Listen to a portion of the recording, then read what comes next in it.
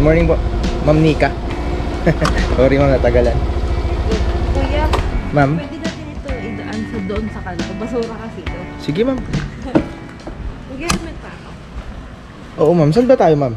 Sa may Grace Park tayo. Oo, mag-helmet ka ma'am. Sa PLDT. Apo. Hindi pwede, hindi naka-helmet. Yari ako kay Joyride. Suspindido na ako niyan dati. Ay talaga. Oo. Nakalimutan kong abutan ng ano, ng helmet. Akala ko may extrang bagahe ka. Hindi, tatapin ko. Oo. Ilipat kasi ako yung Ay, mga ano mo na, di mo na kailangan.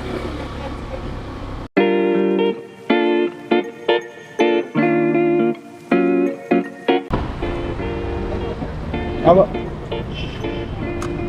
Morning sir. Chari. Kala ko babae sasakay. Chari. Sama pa 7-Eleven dito. Kahit wag na po, wag na. Kapahan ko. Bagong baryo po. Ako.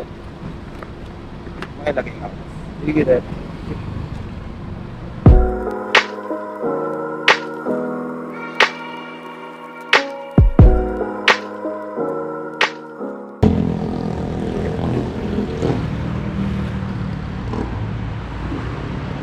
Yun, tambay muna tayo rito sa monumento. Lapit na yung monumento, MCU. Nakalabas ko lang ng bagong baryo. At yun, natin yung unang araw. Unang booking natin sa araw na to. Kasi yung nauna, para sa December 7 yun. Eh ngayon, December 8 na. Yun yung pinakaunang booking. And speaking of December 7, congratulations sa lahat ng mga nakahit ng 150 rides ni Joyride. At syempre, mapalad na tayo na nakasama tayo ron. Binilang ko na kasi yung rides ko kanina, lagpas na ako ng 150. Sayang din kasi yung 1.8 kung hindi ko maihit, di ba? Yun nga lang, medyo hati yung opinion ng mga ka-riders natin dun sa Joyride. May mga nakakwentuhan ako na parang ayaw nila ihit kasi parang niloloko tayo. Yung iba naman, nahihinayang kaya hinihit. Ito, opinion ko lang ha. Kasi para sa akin, kung full-time rider ka, yung 13 rides a day, napakasimple lang nun. So, iniisip ko sa yung point na iniisahan ka. Eh, bumabiyahe ka naman araw-araw, di ba? Pero syempre, opinion nila yon. Hindi ko na tatablahin yon. Kung feeling nila, ganon, inuuto sila para sa incentive na yon, hayaan na natin sa kanila yon. Pero para sa akin kasi, malaking bagay yung incentive na yun Kahit saan ka naman pumuntang up lahat mayroong hati, lahat may 20%. Nasa na lang talaga kung saan ka komportable, kung saan ka masayang bumiyahe, di ba? Yun na lang yung isipin mo Medyo yun lang, lang ako na negative yung pag-iisip nila sa mga bagay na yun. Normal lang naman yun, di ba? Kahit saan ka naman pumuntang up, binabiyahe mo. Di ba? Lahat naman nagbibigay ng incentive. Parang yung incentive kasi, dagdag na lang yun. Hindi na lang, huwag mo na lang isipin na yun. Kumbaga parang, Wag mo na lang isipin na pinaka-focus mo 'yun. Kumbaga, kung ma-hit mo 'yun, thank you, 'di ba?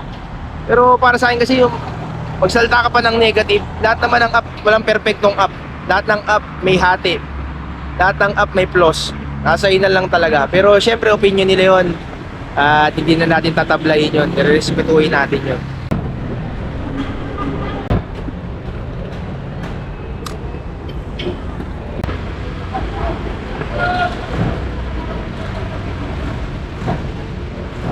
Yung customer natin, yung message ko hindi rin nagre-reply.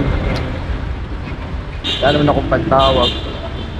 Yung klase, makakancel lang pa yata tayo.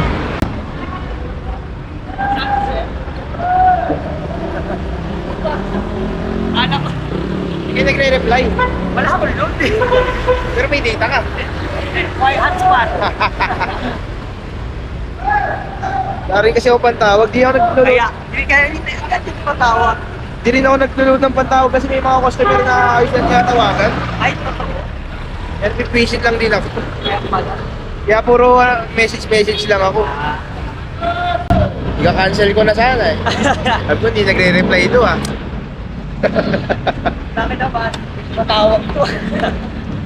Don't think I've ever seen you this up close before.